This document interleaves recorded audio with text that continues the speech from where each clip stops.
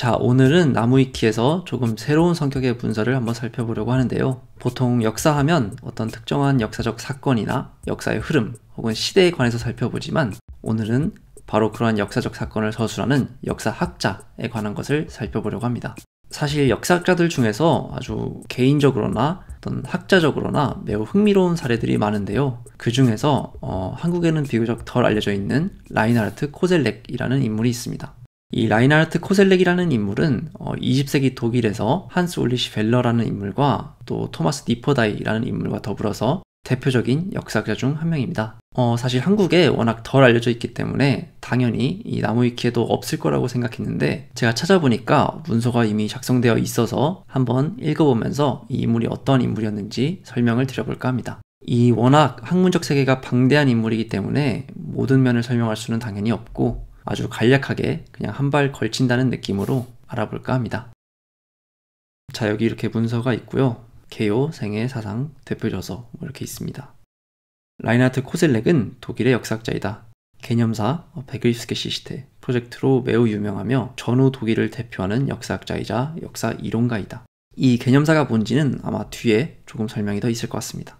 코젤렉의 생애 초반은 2차 세계대전이라는 역사적 파국과 긴밀하게 얽혀 있었다. 1941년 18세의 나이로 독일군에 입대하게 된 그는 동부전선에서 보병으로 복무하였고 종전 이후에는 소련군의 포로로 사로잡혀 카자흐스탄의 포로 수용소에서 1946년 가을까지 있어야 했다. 네, 여기 18세 이후에 이제 행적이 나오는데 사실 그 이전에도 코젤렉은 이제 히틀러 유겐트에 가입하는 그런 일도 있었습니다. 그는 전쟁에서 그의 형과 동생을 비롯한 친지들과 상당수의 친구들을 잃었고 포로 수용소에서는 죽음의 경계선을 넘나들기도 하였다. 또한 포로 수용소에서 아우슈비츠의 비극과 독일군에게 가족을 잃은 폴란드인들 감독자들을 알게 되었고 이러한 경험은 그의 역사관의 형성에 지대한 영향을 미치게 된다. 실제로 코젤렉의 어떤 역사관에서의 특징은 이걸 한마디로 줄여서 말하기는 좀 무리가 있지만 어떤 낙관적 계몽주의에 반하는 상당히 비관적인 면이 있는데 아마도 그의 이제 청년 시절의 이런 경험에서도 상당한 영향을 받았을 것이라고 추정이 됩니다. 941생으로 독일로 귀환한 그는 1947년부터 하이델베르크 대학교로 진학하여 카를 야스퍼스, 한스 게오르크 가다머, 카를 레비트, 헬무트 플레스너, 그리고 칼 슈미트 같은 기라성 같은 학자들 밑에서 역사, 철학, 사회학, 공법을 공부했다. 사실 이때 이제 그 47년 하이델베르크 대학으로 진학하기 전에 귀환한 이후 연합국의 지도하에 있던 탈나치 교육을 받기도 했습니다. 이때 이제 우연히 그의 강사로 있었던 인물 중에 하나가 나중에 영국의 대표적인 역사학자가 될 에릭 홉스범이었습니다. 그러니까 몇십 년 후 각각 영국과 독일에서 대표적인 역사학자로 활동하게 될 이 두 인물이 탈나치 교육을 담당할 기관에서 만났다는 것을 보면 이 시기 독일 그리고 더 나아가서는 유럽이 얼마나 역사적 격동기에 있었는지 짐작해 볼 수 있습니다. 이윽고 1954년 기념비적인 박사 논문 비판과 위기를 제출하면서 코젤렉은 독일 안팎으로 이름을 알리게 된다. 네, 이 비판과 위기는 박사 논문이지만 굉장한 역작인데요. 많은 독일 역사학자들이 20세기 독일 역사학계에서 가장 위대한 박사 논문이라고 표현할 만큼 굉장한 작품입니다. 비판과 위기라고 한국말로 이제 번역한 것에서는 잘 와닿지 않지만 이 독일어 크리틱 und 크리세에서는 이미 이 이후에도 계속 나타날 어떤 언어 유의적 측면을 알 수 있는데요. 이 크리틱 그리고 크리세 각각 비판과 위기를 뜻하는 이 단어의 의문적 유사성을 가지고 이제 제목을 지은 이런 거는 이제 이후에도 코젤렉의 작품에서 계속 드러나게 됩니다. 그러면 이 비판과 위기가 도대체 어떤 작품이길래 20세기 독일 역사학에서 가장 위대한 박사 논문이라고 꼽혔는지 아주 짧게나마 아마 설명을 드려야 될 것 같습니다. 이제 비판과 위기는 코젤렉이 주로 18세기 유럽을 다루면서 분석한 어떤 논문입니다. 코젤렉이 여기서 주장하는 거는 아주 분명한데요. 크게 다음과 같습니다. 이제 17세기에 어떤 종교 전쟁이 있었고 그 종교 전쟁으로 인한 혼란을 수습하고자 절대주의 왕정이 등장하게 됩니다. 그리고 이 절대주의 왕정은 체제를 안정하고자 자신을 비판하지 않는 한에서, 그러니까 절대주의 권력을 비판하지 않는 한에서 시민들에게 안정과 자유를 보장하게 됩니다. 그리고 이 과정을 거쳐서 전에는 없었던 새로운 시민층이 등장하게 되는데요. 문제는 처음에는 이 시민층이 절대주의 권력을 비판하지 않지만 일단 안정화가 된 이후에는 애초의 전제 조건, 즉 절대주의 권력을 비판하지 않는다는 조건을 어기고 국가 그리고 교회라는 권위에 도전을 하게 됩니다. 그리고 이렇게 시민층의 눈에서 봤을 때 비합리적인 요인들, 계몽주의의 눈으로 봤을 때 이 비합리적인 요인들을 비판하면서 점차 위기가 심화되었고 그것이 프랑스 혁명으로 이어졌다는, 그래서 근대성은 어떻게 보면 위기를 내재하고 있다는 그러한 거대한 역사적 태제를 발표하게 된 것이죠.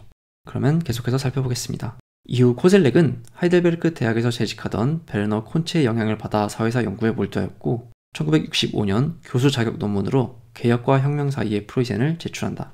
여기서 교수 자격 논문이라는 것은 독일과 프랑스, 주로 이제 대륙 유럽에 있는 제도인데요. 유럽에서는 박사 논문을 쓴 이후 바로 교수가 되는 경우는 거의 없고 이 교수 자격 논문이라는 것을 한 번 더 써야 합니다. 박사 논문이 보통 5년에서 6년 정도 걸리는 반면 이 교수 자격 논문은 최소 7에서 8년 정도 걸리고 분량도 훨씬 더 방대하기 때문에 아주 힘든 과정으로 알려져 있습니다. 그래서 코젤렉이 바로 이 교수 자격 논문으로 개혁과 혁명 사이의 프로이센을 제출했는데 제목부터 아주 멋있는 그런 제목이죠. 이 저작의 핵심 태제는 나폴레옹 전쟁 시기 프로이센의 개혁이 독일 내에서 프랑스 혁명에 상응하는 부르주아 사회로의 변화를 유도했다는 내용으로 오늘날까지도 프로이센의 개혁을 다루는 데 있어 중요한 단행본으로 다뤄진다. 교수 자격 논문 제출 이후 코젤렉은 66년 보훔 대학교 정치학과 종교수와 68년 하이델베르크를 거쳐 74년 신생대학인 빌레벨트 대학의 근대사 및 이론 강좌의 종교수로 취임한다. 한스 울리시 벨러와 윌겐 코카를 비롯한 역사적 사회과학을 주창하는 사회사가들의 성지였던 빌레펠트 대학에서 코젤렉은 1988년 정년 퇴직할 때까지 재직하면서 벨러, 코카와 함께 빌레펠트 학파로 널리 알려지게 된다. 이 빌레펠트 학파는 실제로 70년대, 80년대 그리고 90년대까지 독일에서 가장 대표적이었던 역사 학파 이름이었습니다. 1972년부터 코젤렉은 콘체와 중세사가 오토 브루너와 더불어 역사적 기본 개념들, 게시실리시의 콘베그리페로 알려진 개념사 프로젝트에 착수하게 된다. 79년 출간된 지나간 미래, Vergangene Zukunft와 더불어 코젤렉의 대표적으로 평가되는 역사적 기본 개념들은 역사학자뿐만 아니라 철학자, 신학자, 법학자, 경제학자와 같은 독일 학계의 전문가들이 총출동하여 작업한 결과물로 코젤렉은 콘체와 브루너 사후에도 97년까지 프로젝트를 진행하여 총 7권을 완간하였다. 여기 이제 7권이라고 써있기는 하지만 이 시리즈는 한 권이 각각 1000쪽을 넘을 정도로 이제 방대한 분량인데요. 이 7권을 다 합치면 약 9000쪽에 달하는 그런 시리즈입니다. 그러면 이 역사적 기본 개념들이라는 시리즈가 어떤 내용을 담고 있느냐? 다음을 보면 알 수 있는데요. 역사, 근대, 문화, 자유, 진보와 같은 119개의 기본 개념들이 근대를 거치면서 어떻게 의미 변화가 있었는지를 추적한 개념사는 2차 대전 이후 독일 역사학의 작업 중 세계적으로 가장 영향력 있는 것으로 평가된다. 여기 써있는 대로 이제 알파벳 순서대로 100개가 넘는 역사학에서의 기본 개념들이 주로 18세기와 19세기를 거치면서 어떠한 의미 변화가 있었는지 사전 형식으로 다루고 있는 책입니다. 이 시리즈는 한국어로도 현재 번역이 되어 있습니다. 가장 대표적으로 이제 역사 항목을 보면 재미있는 현상을 목격할 수 있는데요. 독일어로 역사는 게시시대입니다. 그런데 재밌는 것은 이 게시시대, 즉 독일어에서 역사라는 단어에 역사뿐만 아니라 그냥 이야기라는 의미도 가지고 있습니다. 이거는 프랑스어도 마찬가지인데요. 프랑스의 역사가 리스토아이고 이 리스토아에는 역사뿐만 아니라 그냥 이야기라는 의미도 가지고 있습니다. 이제 영어는 그렇지 않죠. 영어에서는 히스토리와 스토리가 다른 단어로 있는데 독일이나 프랑스어나 다른 유럽어에서는 그렇지 않은 것입니다. 그러면 이 역사가 이제 근대를 거치면서 어떤 의미 변화가 있었느냐? 이 기본 개념 사전을 보면 다음과 같은 내용을 알 수 있습니다. 전근대까지는 이 게시시대, 즉 역사라는 단어가 주로 이야기로 쓰였고 더 중요하게는 어떤 하나의 집합 명사로 쓰여지지가 않았습니다. 그러니까 다양한 이야기들이 있었던 거죠. 그런 의미로 이 역사라는 단어를 썼던 것이죠. 그런데 근대 시기가 지나면서 영어로 치면 더 히스토리, 독일어로는 디 게시시대, 즉 하나의 거대한 집합 명사로서 역사라는 단어가 쓰이기 시작했고 이는 사람들이 역사를 보는 관점에 있어서 어떤 근본적인 변화가 일어났다는 것을 의미합니다. 이렇게 사람들이 쓰는 개념들의 의미가 어떻게 변화했는지를 살펴보는 것이 이 역사적 기본 개념들이라는 시리즈의 주제, 목적이라고 할 수 있겠습니다. 대략적인 생애만 살펴봐도 코젤렉이 그냥 일반적인 역사학자와는 다르게 굉장히 거대한 프로젝트, 박사학위 논문에서부터 굉장히 거대하고 근본적인 역사적 프로젝트를 다루고 있다는 것을 알 수 있습니다. 코젤렉의 역사관에서 가장 중점적인 문제는 근대성에 대한 심층적인 고찰이다. 코젤렉은 박사 논문 비판과 위기에서 그 부재인 시민사회의 발병 기원에서 드러나듯이 계몽사상에 기원하는 근대 역사 철학의 비판에서 비롯되는 근대 세계의 위기를 해명하고자 했다. 여기서 이제 발병기원이라는 말이 굉장히 재밌는데요. 파토게네세 독일어로. 코젤렉이 근대를 바라보는 그런 비관적인 시선이 잘 드러난다고 할 수 있겠습니다. 근대를 기본적으로 위기로 규정한다는 점에서 코젤렉의 사상은 카를 슈미트를 비롯한 20세기 초반 독일 신보수주의의 비판적 근대관의 영향력이 강하게 보여지며 또한 호르크하이머와 아도르노의 계몽의 변증법의 태제와도 상당 부분 유사성을 보인다. 계몽의 변증법도 굉장히 어렵지만 또 재미있는 책인데요. 나중에 소개할 기회가 있으면 좋을 것 같습니다. 근대성을 둘러싼 그의 고찰은 대표적 작품인 지나간 미래와 역사적 기본 개념들에서 진행된 개념사 프로젝트를 통해서도 엿볼 수 있다. 그는 1750년과 1850년 사이의 시대를 말 안장시대, 사텔자이트로 규정하면서 이 시기에 우리가 현재 알고 있는 자유, 진보, 역사와 같은 개념들이 근본적인 의미의 변화를 겪게 되었다고 파악하였다. 이 부분은 방금 제가 역사적 기본 개념들을 설명하면서 짧게 설명을 했죠. 여기서 말 안장시대라는 거는 혁명처럼 단번에 바뀌는 것이 아니라 이 위아래로 출렁거리면서 점진적인 그런 왔다 갔다 하는 그런 변화를 경험했다는 이야기입니다. 마찬가지로 이제 코젤렉이 고안한 개념 중에 하나가 비동시적인 것의 동시성, Gleichzeitigkeit, Ungleichzeitigkeiten이라는 것이 있는데 시대적으로 정근대적인 것과 근대적인 개념들이 정근대적인 것과 근대적인 현상들이 동시대에 존재한다는 그런 의미를 이야기하고 있습니다. 이것도 바로 이런 말 안장시대라는 개념으로 이해하면 좋을 것 같습니다. 또한 코젤렉은 경험 공간과 기대 지평이라는 개념을 통해 근대성을 설명하고자 했다. 이 경험 공간과 기대 지평이라는 개념이 사실 코젤렉에 있어서는 핵심적인 개념이라고 할 수 있는데요. 이제 Erfahrung 이거는 경험이고 Raum은 공간입니다. 마찬가지로 Erwartung은 기대이고 Horizont는 지평선입니다. 그럼 이게 무엇을 뜻하느냐? 경험 공간은 사람이 이전까지 살면서 경험한 말 그대로의 경험 공간입니다. 기대 지평은 사람이 이제 미래를 내다봤을 때 혹은 앞을 내다봤을 때 기대할 수 있는 그런 지평인 것이죠. 그런데 코젤렉이 보기에 근대와 정근대를 구분짓는 핵심은 바로 이 정근대에는 경험 공간과 기대 지평이 일치한 반면 근대 시대에는 더 이상 그렇지 않고 이 경험 공간과 기대 지평이 분리된다는 것이었습니다. 이것이 무슨 의미냐? 사람의 생애를 상상해봐도 이해할 수 있는데요.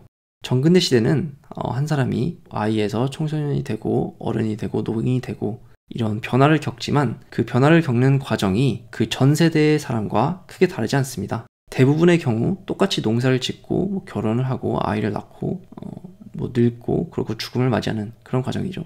그러니까 이때는 나이가 많은 사람이 경험이 많고 그 경험이 많다는 것이 젊은 사람이 곧 이후에 경험하게 될 것과 성격상 크게 다르지 않는 그런 경험이기 때문에 늙은 사람이 곧 지혜로운 사람으로 통했습니다. 그런데 근대 시대는 어떻죠? 근대 시대는 더 이상 그렇지 않습니다. 우선 정치적으로 전에는 찾아볼 수 없었던 혁명이라는 것이 생기고 정치체제가 변화를 겪게 되고 또 산업화가 일어나면서 생산력이 폭발적으로 늘어나게 됩니다. 그리고 이 폭발적이 늘어난다는 것이 단순히 일직선으로 늘어나는 것이 아니라 점점 가속이 붙으면서 전의 시대에서는 전혀 없었던 새로운 현상들이 일어나게 됩니다. 그러니까 이전에 경험했던 그 경험 공간과 이후에 어떤 일이 발생할지를 기대하는 기대 지평이 더 이상 일치하지 않는 것이죠. 코젤렉이 보기에는 이것이 근대의 핵심이었고 사실 이거는 독일어에서 가장 잘 드러나는데 우리는 시대 구분을 할 때 고대, 중세, 근대 이런 말을 쓰죠. 이는 근대는 우리와 가까운 시대라는 뜻이고 고대는 우리가 살고 있는 시대로부터 멀다는 의미이고 중세는 단순히 그 가운데에 있는 그런 시대라는 의미입니다. 그런데 독일어에서는 근대를 가리킬 때 노이자이트라는 말을 쓰는데요. 이 노이자이트가 뭐냐? 노이는 새로운이라는 것이고 자이트는 시간입니다. 그러니까 근대는 노이자이트, 즉 새로운 시간, 성격적으로 완전히 새로운, 이전과 구분되는 완전히 새로운 시대라는 것을 뜻하는 것이죠. 그래서 여기 다음 문장에 쓰여져 있는 대로 근대에 이르면서 인간은 기존에 예측 가능했던 경험 공간이 걷잡을 수 없을 정도로 기대 지평과 거리가 멀어지는 것을 느끼게 된다. 즉 근대 이전의 정태적 사회가 근대화의 물결에 휩쓸리면서 인간의 예측 범주를 벗어나게 된다는 것으로 코젤렉은 근대화 과정을 경험 공간과 기대 지평의 분리로 설명하고자 한다. 어떻게 보면 이 경험 공간과 기대 지평이라는 첫눈에 봤을 때 어려워 보이는 단어와는 달리 말하고자 하는 내용은 그렇게 어렵지 않은데요. 그러나 어떤 시대적 특징을 이렇게 명료한 개념으로 포착한다는 점에 있어서 역사학자로서 코젤렉의 위대함이 드러난다고 할 수 있겠습니다.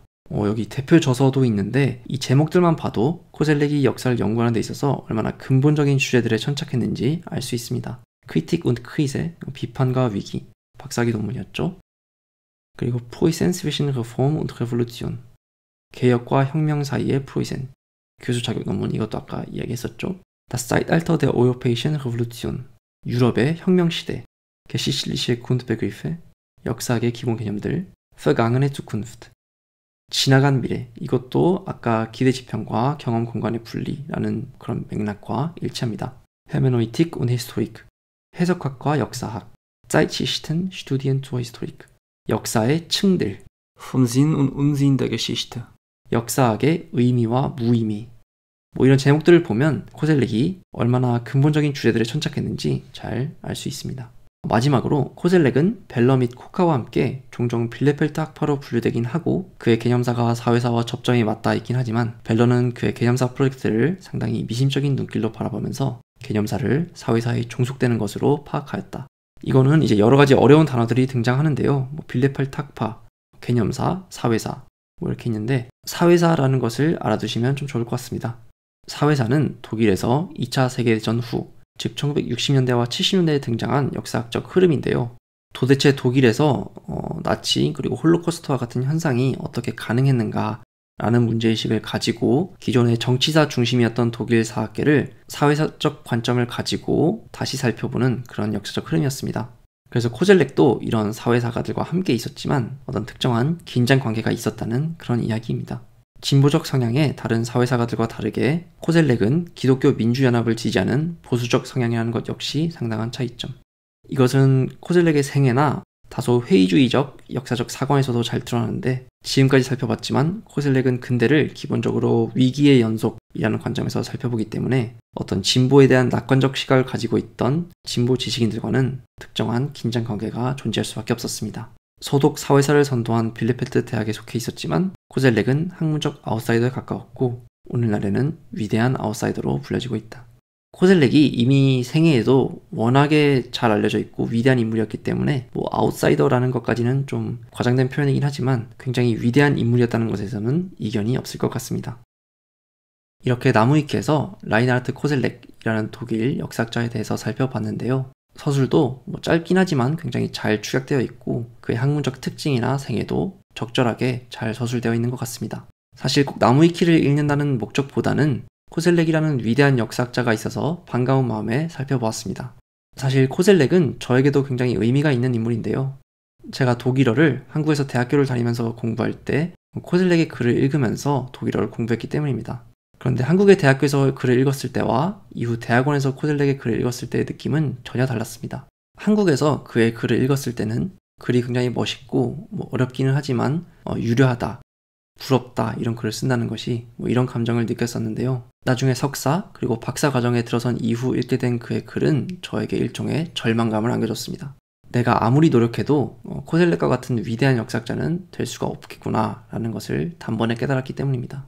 그만큼 코젤렉은 대단한 역사학자인데요. 이 짧은 나무위키에 있는 글을 살펴봤기 때문에 이런 점이 다 드러나지는 않았겠지만 그럼에도 불구하고 시청자 여러분께서 아주 살짝 코젤렉의 역사 세계에 발이라도 담궜으면 좋겠다는 그런 마음이 들어서 한번 문서를 읽어봤습니다. 사실 코젤렉 말고도 제가 개인적으로 다루고 싶거나 여러분께 설명드리고 싶은 역사학자가 몇 명 더 있는데요. 시청자 여러분께서 재밌게 보셨다면 코젤렉 말고도 다양한 역사학자들을 설명해드릴 기회를 만들어 보고자 합니다. 시청해주셔서 감사합니다.